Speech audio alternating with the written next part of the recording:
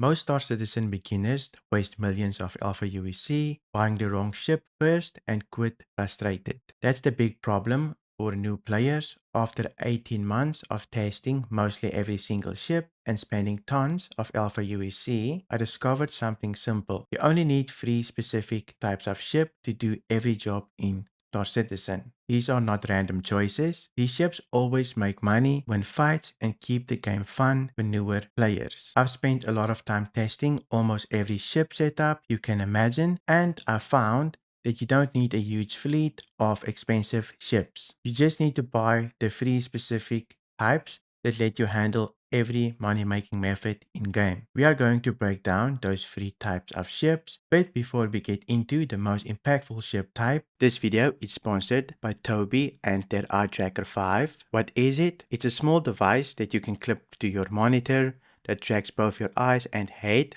fundamentally changing how you experience Star Citizen. This device is especially helpful when flying, which is used for situational awareness. My personal favorite feature is the camera boost feature. It literally saves my neck. As soon as my eyes look to the outer parts of the screen, a small head movement lets me completely look left or right. Plus, it makes aiming missiles incredibly easy.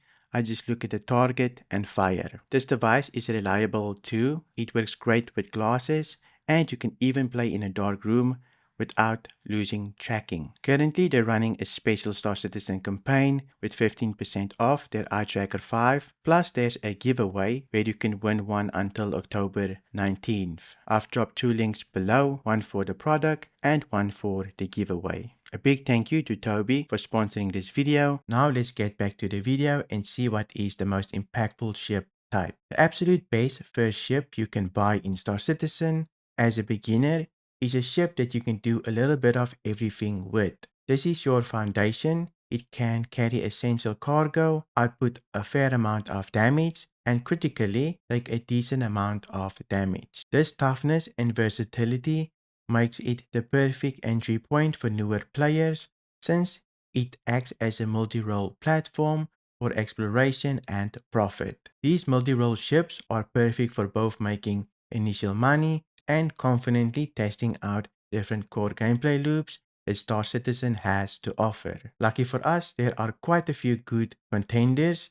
Each one of them comes with their own clear advantages and disadvantages that you need to weigh before buying them. Some of my favorite ships in this role is the RSI Constellation Taurus, the Draco Sair, and the Star Lancer Max. The RSI Constellation Taurus is probably the most balanced and safest choice of the group. It has very good shields, respectable guns for a freighter, and a decent cargo bay of 168 ECUs for carrying boxes and commodities. I usually recommend the Constellation Taurus over the other Constellation variants just because it offers the largest cargo capacity while still being cheap to buy in-game for about 8 million Alpha UEC. It's the highest end and safest choice in this category. The Draco Sair, the ship is more focused on firepower than its rivals. It deals a crazy amount of damage thanks to its heavy forward-facing guns. It still comes with the same shield strength as the others, but its hull health, which matters after your shields go down, is notably lower, only has 72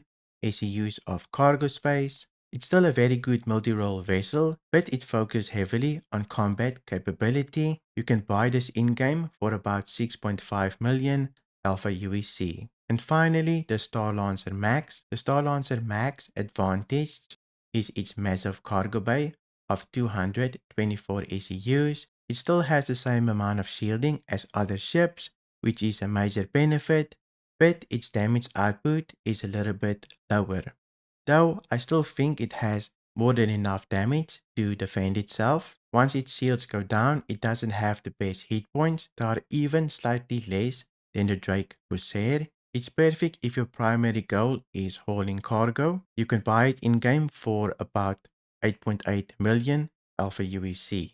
These 3 are not the only multi-role ships, but they are currently the most popular and effective for beginners. Making money with multi-role ships mostly involve taking on light to medium difficult missions, which often involves shooting down NPC mission ships and collecting the cargo they have on board. Since the ship is capable of both fighting and hauling, it's currently one of the best and most reliable ways of making money in-game. While multi-role ships are great to get you started, they are never the right answer for every single mission. That's why we're moving on to the second type of ship you should buy in-game, the fighter. Having a reliable, dedicated fighter will always be a core requirement in Star Citizen. There is a lot of conflict across the universe, and the ability to fight and defend yourself is an essential part of the core gameplay loops. Fighter ships come in three distinct weight classes: light, medium, and heavy. There is an enormous number of fighter ships in Star Citizen, so listing them all is impossible. I will instead share my favorite in each weight class that offer the best balance of performance and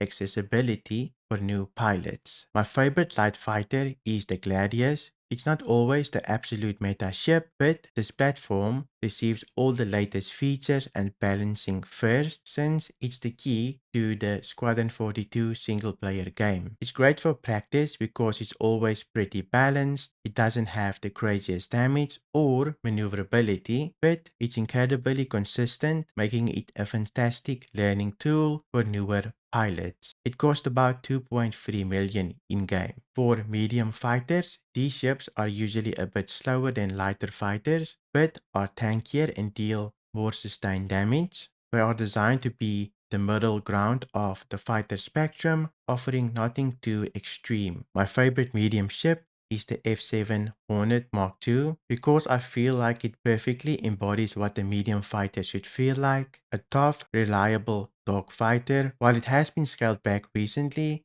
it remains a fantastic choice.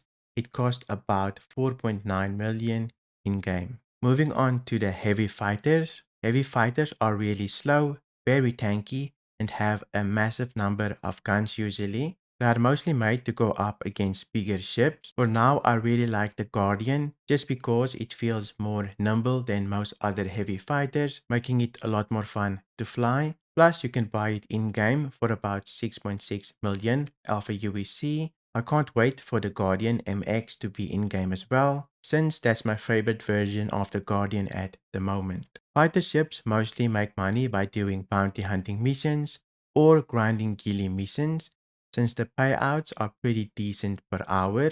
If dogfighting is not really your thing and you prefer a more peaceful life where you can just have the video open on your second screen and game at the same time, then having a good industrial ship is always a great option to keep around. This moves us to our third ship type. Industrial ships are dedicated to generating non-combat resource-based income. The three main loops that we have at the moment are trading, salvage, and mining. I'll list my favorite that specializes in each gameplay loop for the solo player. I'll start off with trading. These ships are built for cargo hauling, and you make your money by stacking cargo missions or buying the cargo yourself and you go to sell it somewhere else for a profit. My favorite cargo hauler for a solo player at the moment is the Argo Raft. It's not too big and not too small. Plus, its external cargo bay makes loading and unloading quick and efficient. You can always go bigger if you want to make more profit per single haul, but I think the ship is a nice sweet spot for entry and efficiency. For salvage, there are not too many ships available right now. You essentially have the Misk Fortune, Drake Vulture, and Aegis Reclaimer. The Drake Vulture is still the best option for a solo player at the moment. It makes good money and is far easier to use than the massive Reclaimer, which is often too big for just one person. Although some people do fly solo with it, the Vulture is clearly the entry point for this gameplay loop. Finally, mining. There are different types of mining in-game, but I prefer solo mining with the Misk Prospector. It's solo friendly, you can upgrade both its bags and its mining laser, and it has a lot of potential for scaling your profits. It's a great little money maker if you enjoy the process of cracking rocks and hunting for valuable ore. Industrial gameplay is not not for everyone as it requires patience and dedication, but it's always good to try out things early on. I would probably do at least one trade route if I were starting out just to get a feel for the different economic aspects of this game. I would highly recommend that you get a multi-role ship first because it allows you to do so many things in Star Citizen right away and earn a good amount of money at the start. Once you have built that foundation, you can then earn enough money, try other types of ships, and specialize in careers you enjoy. I hope you enjoyed this video. If you did, make sure to leave a like and don't forget to check out Toby below. Their Eye Tracker 5 is genuinely a game changer and they're running a giveaway plus 15% off until October 19th. Thank you for watching.